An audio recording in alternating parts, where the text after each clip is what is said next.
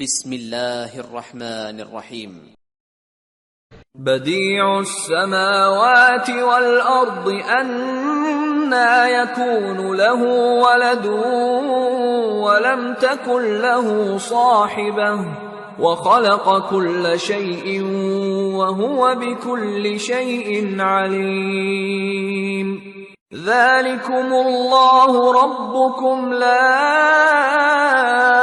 إله إلا هو خالق كل شيء فاعبدوه وهو على كل شيء وكيل.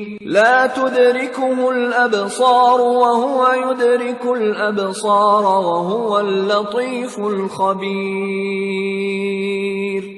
وہی آسمانوں اور زمین کا پیدا کرنے والا ہے، اس کی اولاد کہاں سے ہو جبکہ اس کی بیوی ہی نہیں، اور اس نے ہر چیز کو پیدا کیا ہے اور وہ ہر چیز سے باخبر ہے. یہی اوصاف رکھنے والا اللہ تمہارا پروردگار ہے، اس کے سوا کوئی معبود نہیں. وہی ہر چیز کا پیدا کرنے والا ہے تو اسی کی عبادت کرو، اور وہ ہر چیز کا نگراں ہے. وہ ایسا ہے کہ نگاہیں اس کا ادراک نہیں کر سکتی جبکہ وہ نگاہوں کا ادراک کر لیتا ہے، اور وہ بھید جاننے والا ہے، خبردار ہے. قد جاءكم بصائر من ربكم فمن أبصر فلنفسه ومن عمي فعليها وما أنا عليكم بحفيظ. اے پیغمبر، ان سے کہہ دو کہ تمہارے پاس تمہارے پروردگار کی طرف سے روشن دلیلیں پہنچ چکی ہیں، تو جس نے ان کو آنکھ کھول کر دیکھا اس نے اپنا بھلا کیا، اور جو اندھا بنا رہا اس نے اپنے حق میں برا کیا، اور میں تمہارا نگہبان نہیں ہوں. وَكَذَلِكَ نُصَرِّفُ الْآيَاتِ وَلِيَقُولُوا دَرَسْتَ وَلِنُبَيِّنَهُ لِقَوْمٍ يَعْلَمُونَ.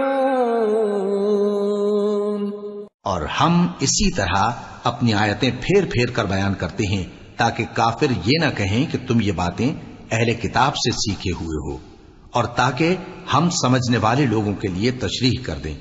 اتبع ما اوحی الیک من ربک لا الہ الا هو واعرض عن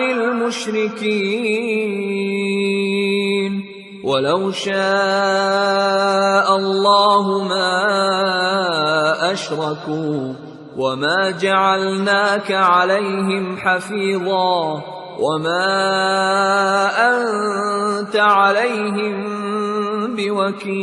بوكيل. اور جو حکم تمہارے پروردگار کی طرف سے تمہارے پاس آتا ہے اسی کی پیروی کرو. اس پروردگار کے سوا کوئی معبود نہیں، اور مشرکوں سے کنارہ کر لو. اور اگر اللہ چاہتا تو یہ لوگ شرک نہ کرتے. اور اے پیغمبر، ہم نے تم کو ان پر نگہبان مقرر نہیں کیا اور نہ تم ان کے داروغہ ہو.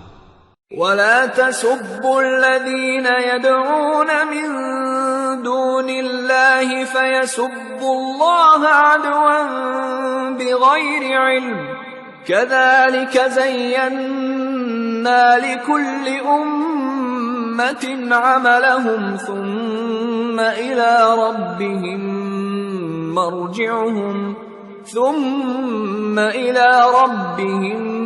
مرجعهم فينبئهم بما كانوا يعملون. اور جن لوگوں کو یہ مشرک اللہ کے سوا پکارتے ہیں ان کو برا نہ کہنا کہ یہ بھی کہیں اللہ کو بے ادبی سے بے سمجھے برا نہ کہہ بیٹھیں. اس طرح ہم نے ہر ایک امت کے اعمال ان کی نظروں میں اچھے کر دکھائے ہیں، پھر ان کو اپنے پروردگار کی طرف لوٹ کر جانا ہے، تب وہ ان کو بتائے گا کہ وہ کیا کیا کیا کرتے تھے.